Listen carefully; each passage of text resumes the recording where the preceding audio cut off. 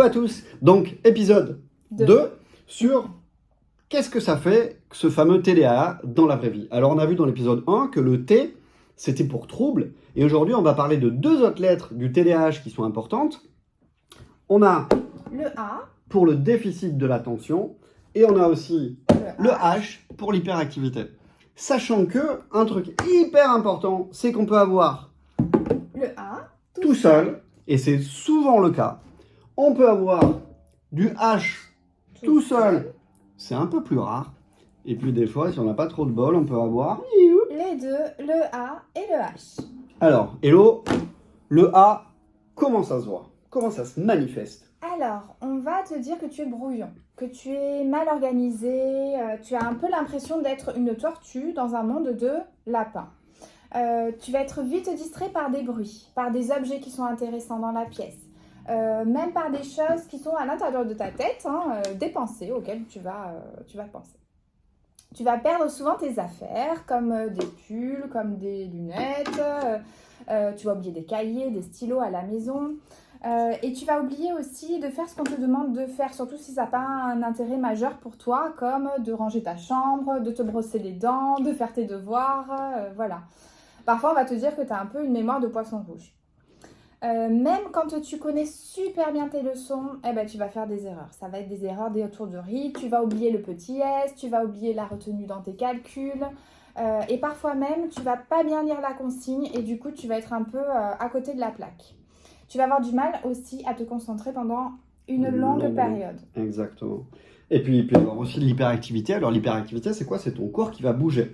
Tu peux remuer les mains, les pieds, tu peux toucher des choses sur le bureau, tu peux changer souvent de place, tu peux te lever dans une situation qui est inappropriée. Inappropriée, ça veut dire qu'on va se lever au cinéma, en classe, pendant le repas.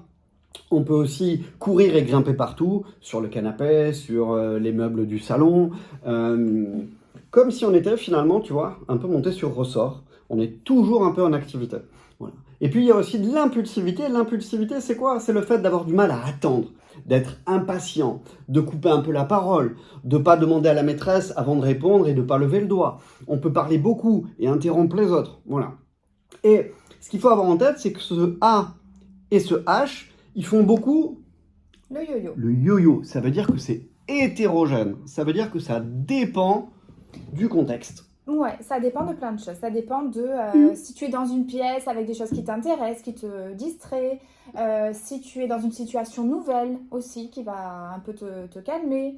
Ça va dépendre de ton âge. Ce que tu ressens aujourd'hui comme difficulté, ça va pas être la même chose que ce que tu peux ressentir dans 10 ans par exemple.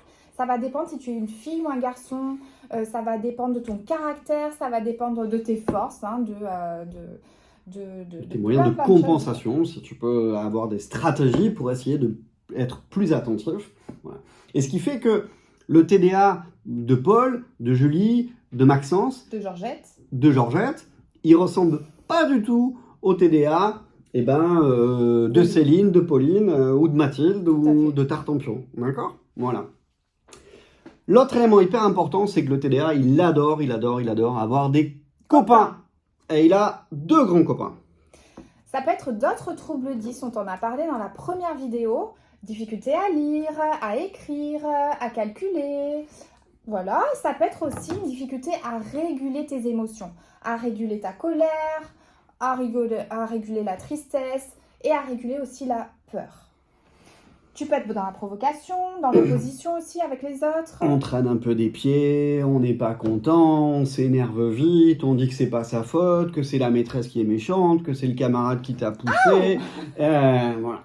Et tout ça, bien sûr, ça crée des problèmes à l'école, à la maison. C'est ça. À l'école, tu vas avoir l'impression d'avoir, et c'est le cas, des notes qui ne sont pas à la hauteur de ce que tu pourrais faire, de ce que, en tout cas, ton cerveau est en capacité de faire. Ou alors même... Ouais, même tu peux être en difficulté. Vraiment. À la maison, ça va se manifester comment? Avec des disputes, souvent, avec papa, maman, lorsqu'il va falloir aller se brosser les dents, lorsqu'il va falloir aller prendre la douche, lorsqu'il va falloir préparer le cartable, s'habiller le matin, pendant les repas. Papa et maman, ils répètent, ils s'énervent, ils vont te dire tu vas être puni si tu fais pas, et donc toi t'es pas content, tu t'énerves, et tu te disputes avec ton frère, ta soeur, et tout ça, ça crée des relations qui sont pas agréables, et il y a des tensions, on gâche des moments de plaisir, et c'est super, super pas agréable. Et bien sûr, ça nuit aussi à la À confiance. l'estime de soi, et oui, à Exactement. l'image que tu as de toi. Voilà. Donc, épisode 3. 3, la prochaine fois, on va essayer de voir tout ce qu'on peut faire Mhm. ensemble pour améliorer les choses, sachant qu'on va vraiment essayer de travailler en équipe. Et l'équipe, ça sera Toi, les parents, les enseignants, les autres professionnels qui s'occupent de toi, s'il y en a. exactement, ça sera vraiment un travail d'équipe et ça, on le verra dans l'épisode 3, 3. Et le but, c'est que tu te sentes mieux. dans tes baskets. On te fait des bisous. Bisous.